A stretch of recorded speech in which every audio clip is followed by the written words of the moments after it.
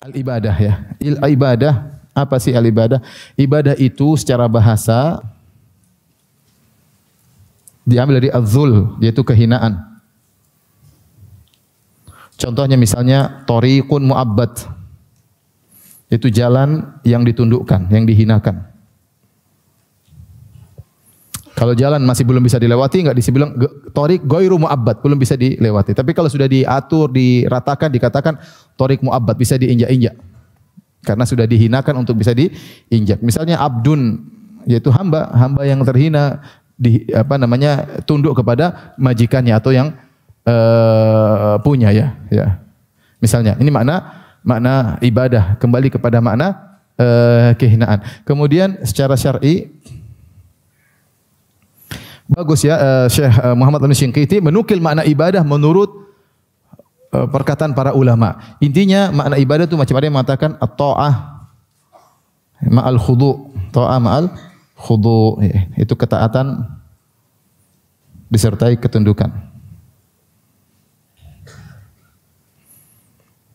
Kemudian juga maknanya adalah perbuatan fi ghayati dzul ya. Fi'lun fi ghayati dzul, fi ghayati az-zul, yaitu perbuatan di puncak kerendahan. Nah, kenapa kita perlu menafsirkan makna ibadah? Karena saya ingin menjelaskan, dan ini ada tafsiran yang lain, tapi maknanya kembali kepada makna kehinaan. Ibadah itu contohnya adalah doa ya. Kemudian apa?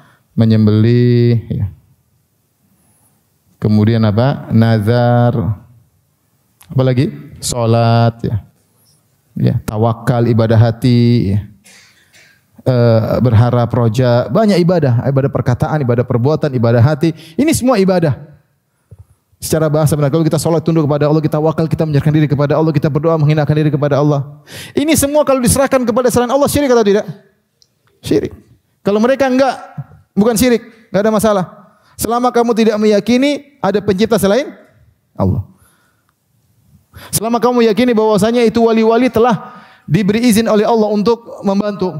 Mau bilang, ya Ahmad al-Badawi, ya Syekh al-Arab, ishfi li ibni. Di YouTube ada.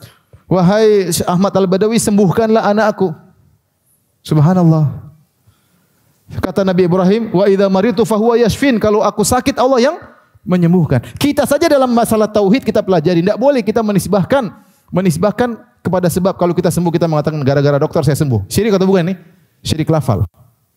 Apalagi langsung minta, wahai Ahmad Badawi yang sudah mati. Lalu kita minta kepada dokter, ya mungkin boleh, dia masih hidup, dan kita pun harus menisbahkan kesembuhan kepada siapa? Allah. Ini orang mati, minta kesembuhan, dari mana seperti ini? Dia bisa apa? Dia bisa apa ya? Minta ya Ali, ya Husain, sudah bilang Ali bin Abi Thalib, tidak bisa apa-apa. Ali bin Abi Thalib ya. Dia tidak maha mendengar, dia tidak maha mengetahui, dan tidak bisa menyelamatkan. Jadi ini poin yang penting ikhwan, karena di sana ada pemahaman sebagian ahlul bidah, tidak semua tentunya, tapi ini cukup tersebar, bahwasanya silahkan kamu beribadah kepada mereka, tidak namakan ibadah. Namanya ibadah itu kalau meyakini ada pencipta selain Allah. Kalau kamu minta itu bukan ibadah. Kata dia tadi, kita sebutkan, mau minta, mau tawassul, mau istighosah, selama tidak meyakini itu ikut mencipta, ya, maka tidak dikatakan apa? Syirik. Terus kenapa kamu minta sama Nabi, minta kepada Abdul Qadir? Ya karena dia sudah diizinkan atau diberi izin atau dia akan menyampaikan ya. Kita bilang mana izinnya? Abdul Qadir Jailani diberi izin oleh Allah untuk ngatur laut? Enggak ada. Bahkan yang sudah diizinkan saja kita enggak boleh minta. Contoh malaikat. Malaikat ada diizinkan cabut nyawa orang enggak? Namanya malaikat apa? Maut. Ada malaikat pengatur hujan, namanya Mikail. Malaikat maut, ada yang mengatakan Israel tapi hadisnya dhaif. Yang benar malakul maut. Bolehkah kita berdoa, wahai malaikat, jangan cabut nyawaku sekarang? Meskipun dia telah diizinkan Allah, tapi dia tidak bisa menjalankan kecuali seperintah. Ini ada jelas-jelas dalil bahwasanya dia yang bertugas cabut apa? Nyawa. Itu pun tidak boleh kita berdoa kepada dia. Nah, boleh kita pergi, wah malaikat hujan, pindahin hujannya ke sini dong. Kamu kan sudah diberi oleh Allah untuk mengatur. Kalau enggak sampaikanlah kepada Allah. Enggak boleh syirik. Itu padahal malaikat benar-benar ngatur hujan. Ada malaikat penjaga gunung, pengatur gunung, tidak boleh. Malaikat gunung itu Merapi jangan enggak boleh. Itu sudah jelas-jelas ada dalil mereka ngatur. Makanya Allah berfirman, "Fal mudabbirati amra." Demi malaikat-malaikat yang mengatur atas izin siapa? Allah. Nah, kalau Abdul Qadir Jailani rahimahullah ngatur apa? Mana dalilnya dia ngatur? Sudah meninggal. Mana dalilnya Said Al-Badawi mengatur sudah meninggal? Justru kita disuruh untuk ziarah, untuk kita doain karena dia sudah enggak bisa apa-apa. Nabi SAW pergi ke syuhada Uhud, mendoakan mereka atau minta doa sama syuhada Uhud? Mendoakan. Ini kok bolak-balik orang sudah mati malah mintain. Terus apa dalilnya? Dia kemudian diizinkan untuk bisa menolong? Enggak ada dalilnya. Jadi khayalan ya. Saya sudah sampaikan kemarin. Ali bin Abi Thalib, sebagian orang Syiah ketika di pesawat dia mengatakan ya Ali, ya Ali. Saya bilang ini melazimkan 3 kesyirikan. Pertama, meyakini Ali Maha mendengar.